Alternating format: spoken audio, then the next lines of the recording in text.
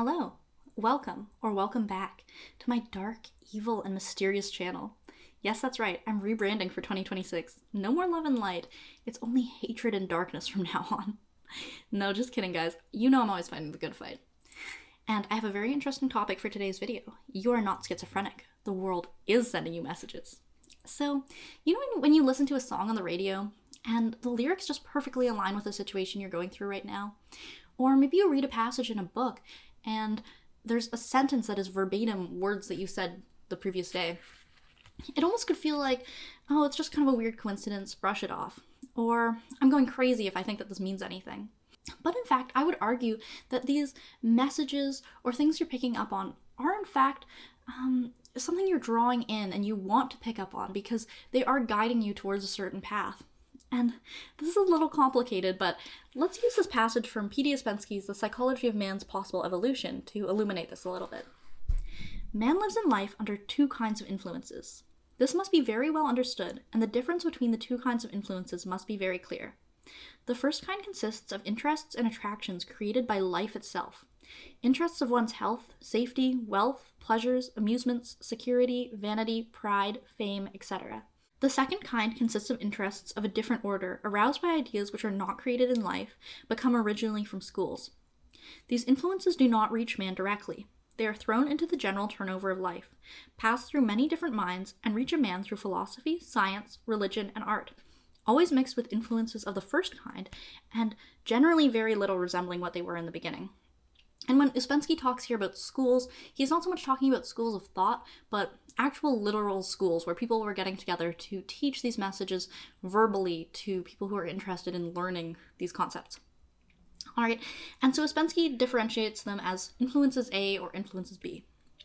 So if a man is fully in the power of influence A or of one particular influence A, and quite indifferent to influence B, nothing happens to him, and his possibility of development diminishes with every year of his life, and at a certain age, sometimes quite an early age, it just disappears completely. This means that man dies while physically remaining still alive, like grain that cannot germinate and produce a plant. Alright, so something interesting to address in this passage is the concept of development. And so where you may be held up thinking that these messages you're picking up in the world have nothing to do with you, or you can disregard them. It's because you might not believe in this concept of psychological development or spiritual development, the idea of developing new faculties that you don't already possess. And I think this can sometimes speak to a little bit of a lack of humility of thinking like, I already have it all. There's nothing I can do to improve myself. But here's another passage. This is from Sir Arthur Conan Doyle's The Valley of Fear, where Sherlock Holmes speaks and he says, "Mediocrity knows nothing higher than itself, but talent instantly recognizes genius." All right, so if you're at this low level of development, this is what one might call mediocrity, you recognize nothing higher than yourself. You think that these people you hear on the radio, these people who've devoted their entire lives to spiritual practice, they're no different than you. Like, they're just caught up in their own little delusion, and they haven't acquired any new faculties that you don't possess. But in fact, once you start to work on your power level, and believe me when I say this, you will recognize people at lower level power levels than you, and you will instantly be able to recognize people who are at a higher power level than you as well. And you might not fully understand the details of exactly like where they're at and what faculties they possess, but it's almost like not seeing an aura, because it's not necessarily always physical, but it's like you just know immediately, like this person has not done work on the path, or this person has done more work on the path than me, and you will just know it. So for an example of a message that I received from what I would call influence B. Okay, the other day in my previous video, I talked about basically having trust issues, embodying mob boss mentality and not trusting anyone. And then I was waiting for the streetcar, and I was thinking to myself, ruminating about these feelings of not being able to trust anyone, but then kind of doubting myself of like, oh, is it trust issues? Like, am I actually in the wrong for this? Like, should I be more trusting of people in my life? Like, is it bad to cut people off because I don't think that I can trust them? Like, is that my flaw? And as I was just like running through the script in my head over and over again, this man comes up to me, this very pleasant, friendly, angelic seeming, a vaguely European man comes up to me and he says, "Can I tell you something?" And I look him in the eyes and I'm like, "Oh, sure, I guess." And he says, mistrust is the first gate to hell. And I was like, it was like he read my mind or something. But this is because I had attracted in this influence. Like, even if he might have said this to any person on the street and he just happened to come up to me for whatever reason, it was because my mind was open to receiving this message that, like, I actually accepted the message. Because I feel like a lot of people would probably have disregarded this man or not been open to hearing this. But, like, strangely enough, because I had been thinking of this concept, I had opened myself up to it. And for another example, okay, I've talked about the clown world, all right, the clown and the concept of the trickster archetype. So the whole concept of the trickster archetype is that the clown or the trickster is the only way to show you something, to teach you a certain lesson or convey a certain idea to you. You wouldn't have understood it any other way except through the joke played by the trickster. All right. And about a year ago, I felt a strong compulsion to start dressing up as a clown. And I explained in some symbolic sense of like why the clown is a symbol that resonates with me. But this doesn't necessarily explain the behavior of literally dressing up in clown makeup and going out in public. Of why I felt so strongly compelled to do that. And the result of that is that I've drawn in these people who otherwise would not have spoken to me if I had not been in clown makeup. And yet they have genuinely changed things in my life of like the way that I see the world, the way I see myself in like such a groundbreaking way that it's like really strange that this clown persona has drawn in some of the most significant connections in my life that I would equate to like spiritual upgrades, essentially. Like I wouldn't call it like a full-on spiritual awakening, but some of the messages that I've received from these people who are drawn in by the clown makeup, like crazy business. And it goes both ways as well. Like if you are attracted to someone who puts on clown makeup and you say, oh my god, this pretty clown girl, I'm gonna watch her YouTube videos, right? I think there's a little bit more to it than that. If you feel compelled to watch these videos, I think that there is some message that on one level you're open to receiving. Even if maybe your conscious mind where you're thinking about like, I need to learn these important lessons, or maybe I'm just like, I'm watching this girl because she's pretty. Like, no, on another level, you're open to receiving these things. All right, and you also might be drawn to certain things in the world. Like I mentioned in one of my previous videos, I went to a store and there was this very expensive book, but I saw it on the shelf and I just knew that book is mine, right? I will pay whatever price it takes to get that book. And it's because there was something that called to me about it. And it's just one of those things where you have these sensations sometimes where you just know you have to do a certain thing and you're so drawn to a certain thing that it's just like, I need to hear this message now, right? And like, for myself, like it definitely comes through in like movies that I watch. Like I honestly don't watch movies. Like I watched maybe 2 movies in the past 6 months, but I got this strong inclination to watch this certain movie on a certain night, and then I watched it, and the messages in it were like, that is exactly what I needed to hear right now, right? So it's like, once you start going down this path and your mind opens up to it, you welcome in the things that you need to hear. And like, okay, another example is like, if you say something like, why do I keep encountering women who are really interested in this like spirituality and astrology and these sort of strange esoteric messages? And you might just assume that like every girl is into these things. But no, in fact, there is some reason why you're attracting these people into your life, or like why you're attracted to this sort of person. And if you want to go a little deeper into how these messages are conveyed, how they might relate to schools, okay, think about a person who really inspires you on a creative level as an artist, where it's like, that is the exact tier that I want to reach in my creative career. And I don't think this person is a hack. I think they're an incredibly talented, just like brilliant person who really has that gift. They're close to the muse, close to the creative spirit. Right, and I really respect them and I want to get to that level. And you can have a little bit of humility and acknowledge, like, I'm not at that level yet. Otherwise, I would not be sitting here watching a YouTube video or doing whatever you're doing with your life. Like, you would already be at that level, okay? Think about what they might have done to get to that level, and listen to the messages that they're putting in their artwork, whether this is in a book, in a movie, or in song lyrics. Right? Like, they understand that they are able to convey a message to the general population through their artwork, right?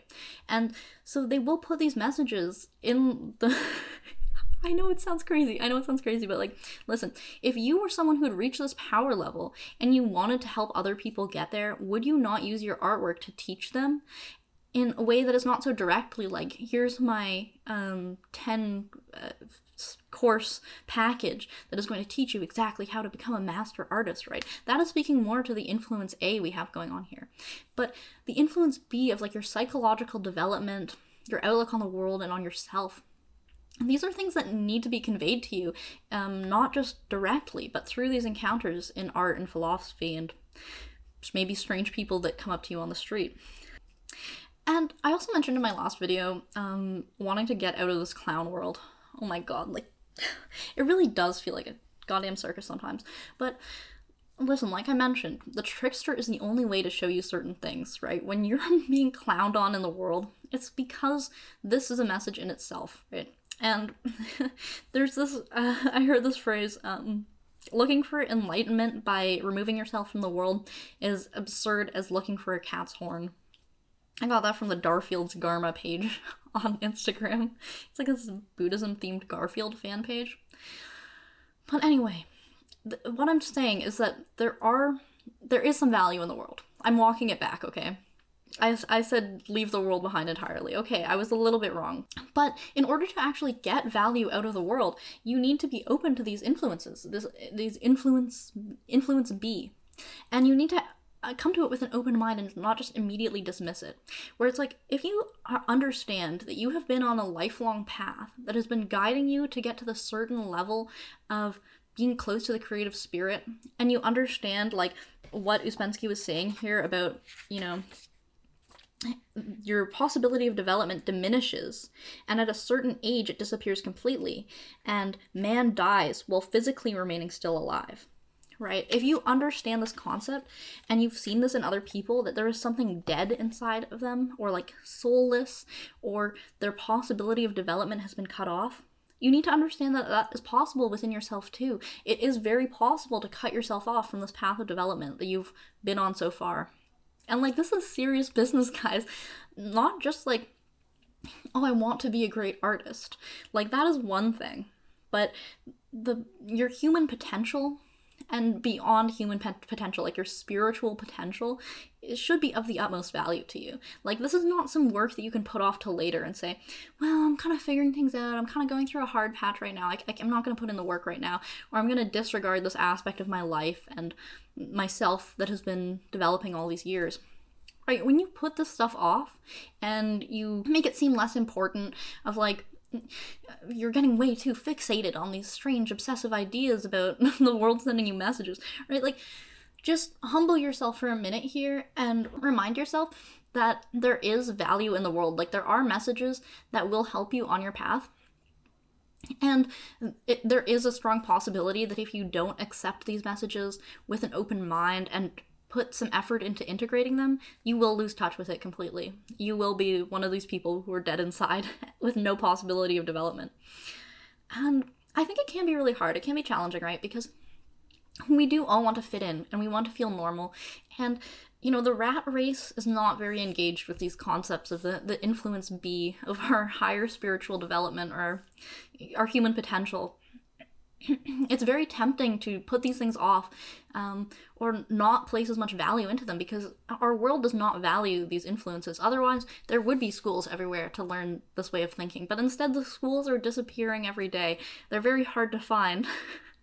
That's kind of the point of it, is that this is difficult. This is not something that just everyone can do because the majority of people are either too lazy or too unwilling to sacrifice anything, or they've lost their potential at such an early age because of certain external influences, that this pathway is not for everyone. It really is not. Like, if you think about the percentage of brilliant artists in the world, and I'm not just talking about successful, like they sold a lot of records or they have a good album. I'm talking about people who are truly brilliant. Like, you could not come at this person and say they're a hack.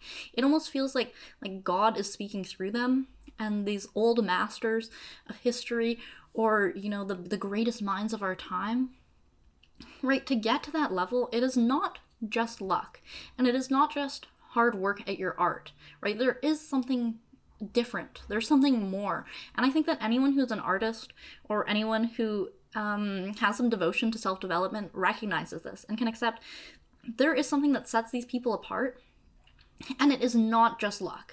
There is some aspect of them that is just different from sheeple.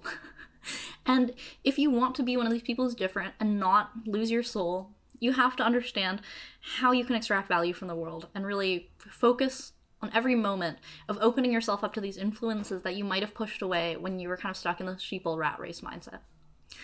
All right, so I know this is a very difficult message to convey, and like I said, if you could just put it into words so easily and just say, like, this is the 10-course lecture, like, it's obviously not that easy. It's obviously going to be hours and hours and hours and years of your life spent trying to get to this point of actually getting somewhere. Like, that's the thing, it's so hard to talk about. Like, if you are not there, you don't know what this thing is. You won't be able to recognize the genius.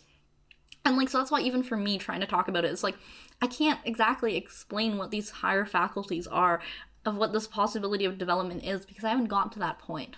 But I think what this message is trying to say is to encourage you not to lose hope, and to not fall off the path so entirely that that part of you dies. Is like, keep working towards it, and have faith that the possibility of development is within you. Alright, so I hope this made any sense at all. And I hope you enjoyed watching this video, and I hope to see you in the next one. So thank you for watching.